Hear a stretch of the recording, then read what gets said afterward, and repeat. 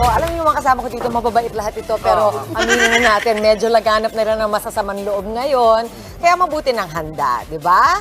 Doble ingat po tayo. Ang ilang self-defense tips para laging ligtas, ibabahagi natin. Handa na tayo, sa mga suot natin. Paano ba yung suntukan eh? Yan, tuloy-tuloy lang. Good vibes, kasama pa rin ang inyong paboritong kasalo sa umaga. Good morning, kapatid!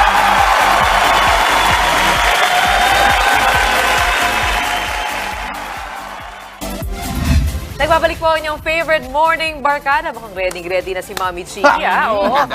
Mas magandang ready tayo sa ganitong panahon sa lahat ng bagay. Lalo na sa mga pag-atake ng mga masasamang loob. Yan, dapat stay alert tayo palagi at ready para depensahan at iligtas ang sarili. Diba? Kaya para turuan tayo ng ilang self-defense tips, makakasama natin ang mga miyembro ng Dojo Garage, Coaches Pepo Gohu, Maki Moran, at ang cute lang sulit na si Tiago!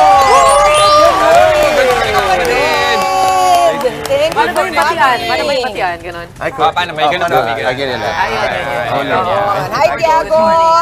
Diretso na tayo, diretso tips na, Mami Chiki.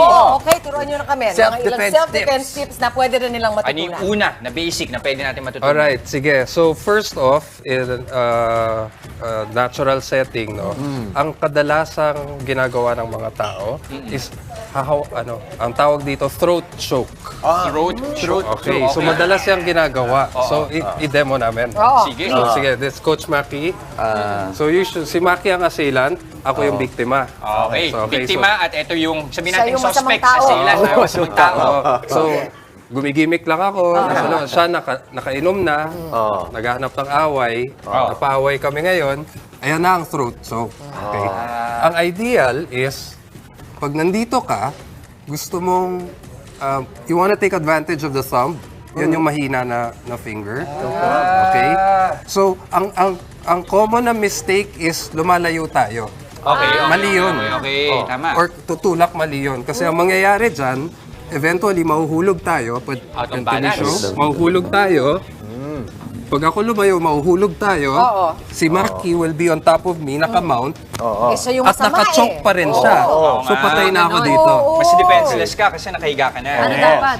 So ito dapat ang gagawin. Ang throat choke. Yan. Okay, hawak tayo sa wrist. Okay. Tuck your chin. Okay. Step back. Okay, Step pagka step back mo, magsa-swivel under lang ang ulo mo. Magbe-bend yung thumb niya. It's ka po pala ng pagano. Importante hawakan Yes. yung kamay. Kasi yung thumb na yun, yun yung mahinang Parte parte ng ng katawan. kamay. Subukan So, natin. mas madaling lumabas. Okay. So, ang Ganun gagawin lang. natin ito, habang sinusubukan natin. O sige, ako kunyari. Okay, si Mami Chiki, si Mami Chiki. So, ito na siya. Kailangan sabay-sabay ba yung steps na yun o isa-isa? Pwede namang millisecond. One at a time. One at a time. Tansyahan din eh. Ako, masamang tao to. Hawak sa wrist, step back. Step back. Tuck your chin. Ganon. Correct. Tatak yung chin. Si Tiago. Si Tiago, mukha si Tiago. Tiago, go. Ako sasakal. Parang Game? Ayan. Go! Ano? Kaya, Okay, yun kasi yung ang first. bilis. Paano naman kung paano kung sinipang ganun? Parang hindi mo kayang saktan si Iba Tiago. na yan, eh, no? medyo advanced na yun. Tiago. Napapit si Tiago eh. O, next Okay, tip. next natin yun. Another common scenario is ang tawag dito bulldog choke. Bulldog Okay? choke. Kadalasan, hindi mo nakikita na ito-choke ka.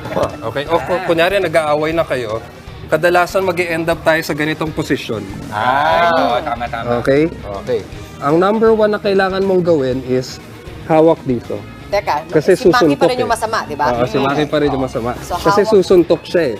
So ito yung number one na kailangan natin i-defend. Pipigilin Okay? mo yung... Number two is, iti-take down mo siya. Okay? When I take him down, notice I will end up on the mound.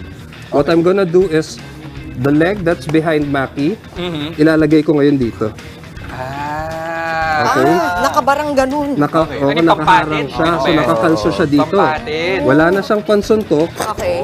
nakakalso na yung leg Okay, ko. tapos? Pag ako umupo, notice yung body position ni Maki. Yun! Ganun pala. Then I come on top. Alam nyo nang gagawin, ha? Tama, parang kay Justin at kay Jeff. Sorry, Mami. Sorry. Ganyan lang. Diba? Yan. Roll over, roll over. And that's it, I think, guys. That's it. Solve the solve. Sa Sayang Friday, isang makabuluhang umaga at extra special week ang nahihatid po sa inyo na inyong bagong morning barkada. Pero bago yan, paano nila kayo makukontak sa mga gusto matuto?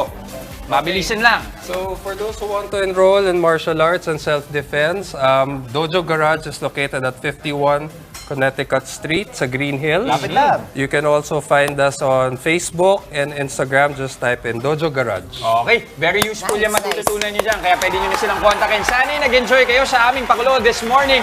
Kita-kits pa rin po tayo sa susunod na linggo. At gawing habit na ang pagtuto sa amin every morning para siksik ang araw ninyo sa saya at informasyon. Mga mainit na balita at nakaka-inspire ng mga kwento yan at marami pang iba. Kasama ngayon yung newest Morning Barkada. Ito ang Good Morning Kapatid!